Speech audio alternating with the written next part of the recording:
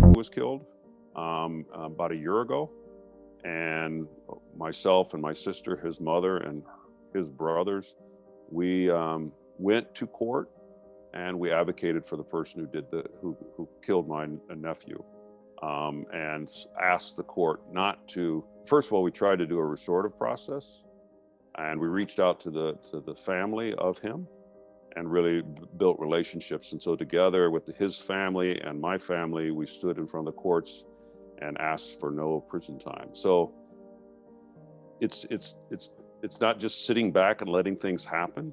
It's really intervening in those kinds of situations and say there's a better way, and a way that brings healing and peace not only to the person who did the harm, but more importantly to the person who was harmed and or their families. Rita and Fidel Ramos, Juan Ponce and Rita was the defense minister at the time. And then Fidel Ramos was the chief of staff of the Armed Forces of the Philippines. They said that they believed that there was cheating in the elections, and they said that they believed that Cory Aquino won. That was also very powerful. And, they went to EDSA because the Armed Forces of the Philippines office, is located in EDSA. So Jaime Cardinal Sin, he was the Archbishop of Manila at the time, used Radio Veritas, the Catholic radio station, in announcing to the people, please go to EDSA and support and protect, Enrile and Ramos, because, they actually closed down the television, that is not owned by government. So they could not broadcast, on television. The only one that was running was the Philippine government TV station. So we had to use, so Cardinal Sin had to use that radio station to make that announcement, and people actually were just like holding their radios, their transistor radios everywhere, just listening to Radio Veritas, because we already got all the news, from Radio Veritas, and Bomber Radio. So it's from the radio. So it was like a common sight, people walking with transistor radios, because that's where we got the news from. Because of course this was 1986, there was no internet. There was not even an SMS, texting, so there were no cell phones at this time. When Cardinal Sin, called for people to mass at EDSA, I didn't know what to do. I froze at home, with my transistor radio. Okay, how do I tell now this family that I'm leaving, I'm going to EDSA? Because there were no classes. Classes were suspended. I could not tell them that, I'm going to class, because there were no classes. And so I stayed in my room and I started to cry, just cried and cried and cried, because I felt so helpless. I wanted to go to EDSA because it's something I fought for years, and it is happening, and I couldn't be there. And so when I was called for lunch, I did not go out because I was like crying and crying in my room. And so my dad, who was the member of Congress, went to my room and said, my child, I know what you believe in.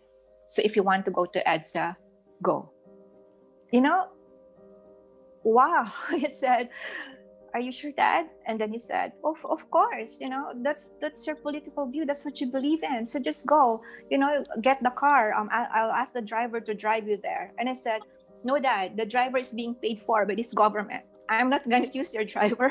I said, I'm going to go there through public transportation. So that's what I did. So I was in EDSA every day until actually Marcos left the country. Non-violent is better than the violent campaign. So I wrote an article around that just to state that to the people in Fiji that a violent campaign is not the way to go, and it does not bring forward development movement in Fiji, and to state that the non-violent campaign is the better way to go. So when I came back, I called together our Catholic politicians, specifically to tell them about what the church teaches about non-violence. And in that, and I discussed with them, although that that news about civil unrest in Fiji is said to be a fake news, but somebody is making that fake news, and that somebody, has plans behind it to bring about, instability or to cause civil unrest, and I'm sure. And I told our Catholic politicians that I'm sure that people are already framing something where the church stands in terms of violent campaigns, and how the church should stand by the non-violent campaign that is practiced by Jesus and other non-violent practitioners. And I told them that, as you talk to your political parties, communicate to them, make sure that you bring your faith to your party decisions in terms of responding to civil unrest or whatever your strategy is behind this alleged fake news or civil unrest, to make sure that you stand by your Catholic faith. Number of people, the stories are stories of people, for example, like Angelina Atiam, whose daughter is abducted in northern Uganda in the fighting between the Lord's Resistance Army and the government.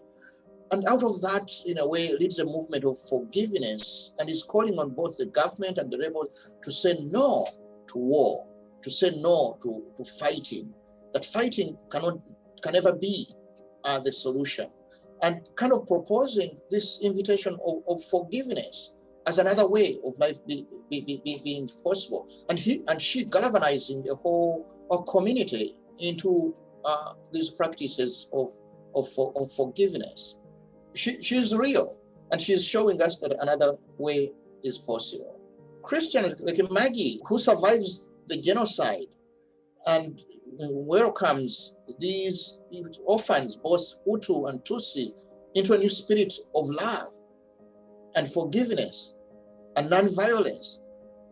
But that is also connected with different forms of practical engagement.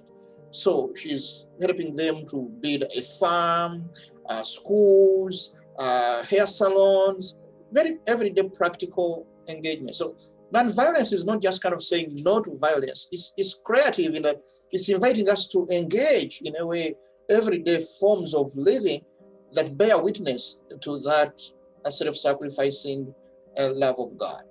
Another of the main non-violent actors are the relatives of disappeared people that in a 90% are women that are searching truth, justice, reparation and non-repetition all over the country in hundreds of local and regional groups that work together in nets and try to do by themselves what the state they understood it wouldn't do. That we think is a non-cooperation, autonomous, non-violent way of action. Very, very important. The biggest part of them, they were not activists. They were simple, ordinary people of the social order that they found with a so pain situation, and they decided to put their body in the field, in the struggle, and not waiting others do that for them. And now the stage of this struggle is the forensic identification, because they found thousands of bones and of objects, but they don't know if they are of their relatives and familiars or they are of other people. So they have a double pain because they have the bones, but they don't know of whom they are. So it's very important to have a big social support of churches, universities, artists, intellectuals, to make a pressure over authorities for hurrying up the forensic work. There is a pipeline that was going to be built across the land of some sisters, Sisters of the Adorers of Christ. And, you know, they were, of course, there was a little bit of tension between the company that wanted to build the pipeline and questions of whose land it was. And so the sisters, in a very creative act, decided to build an outdoor chapel on the land where there was supposed to be a pipeline. And I mean, I just find that as like a, you know, what a beautiful way to resist is by doing something which is a natural expression of their charism, which is to pray. And so that got a lot of news. Is just kind of like, you know, this is how the sisters were gonna live out their values. A rural indigenous village that whose natural resources has been destroyed by a stone quarry that's digging gravel and rocks from the river. So through our Caritas team, we are educating and helping this village to find a non-violent way of protecting their natural resources, and at the same time to find a way of speaking or stopping this company from exploiting their river and destroying the environment and even the village and the village people themselves. Our board member, Yeb Sanyo, who used to be the former climate negotiator for the Philippines. And in thinking about the principle of nonviolence, of how like voluntary sacrifice can really move hearts, I was thinking of how in 2013, the most powerful typhoon hit the Philippines, Typhoon Haiyan. It killed thousands of people, displaced, you know, millions.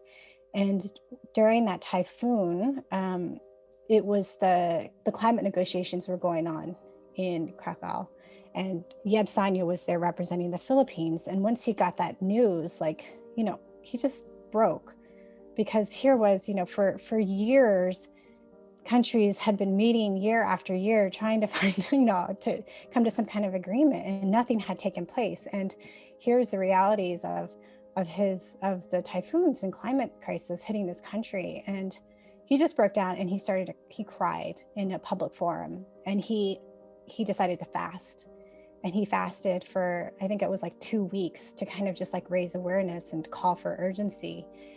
And his vulnerability and his decision to voluntarily suffer through fasting, like, rang across the world. It really moved hearts as people could finally kind of get a sense of the urgency and what was at stake, simply because of this nonviolent act that Yeb did by agreeing to sacrifice.